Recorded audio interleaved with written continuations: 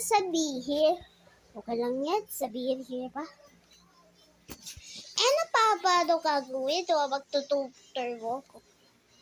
Kasi, favorite kita. Ganun pala po, ate. Sige po, patututor mo ako. Alam mo, Ariel, sabi... Ate, okay lang ka ba? Ate! May! Di! Hala! US, beses! Itatawag si Ariel. Oo, ta. Ariel, nangyari yun sa'yo. May dugo siya, ubo. Diyan na nangyari. Wala lang, okay lang. Dadalhin kita sa ospital. Bili!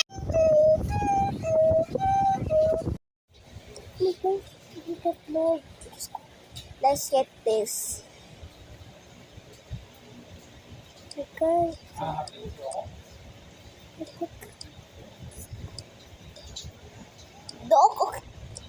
Dok, okay na ba siya? Yes, she's okay na. May sosopherate niya ay octobacorosis.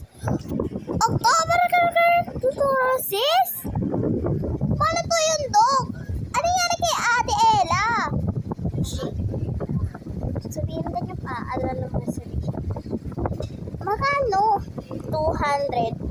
200? Ma, paano to? Okay lang, nak. Kasi marami tayo pera. Sige po, Dok.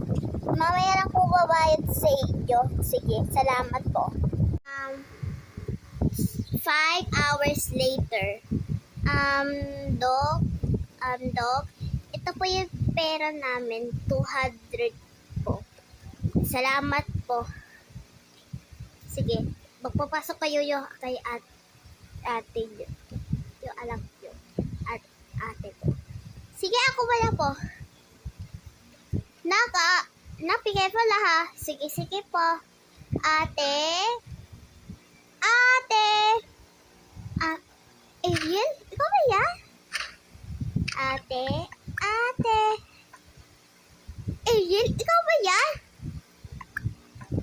Oo, ako to. Salamat sa Diyos. Paalala lang ka ganyan pa sabihin. May bariya dyan yung papero nyo. Maraming salamat po ha. Hindi ka nyo paalala pa sabihin kayo pa. Wala naman ate.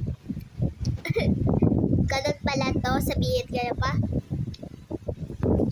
Syempre ate. Natanggalin yun yung dugo ng ubo mo. Oo na naman.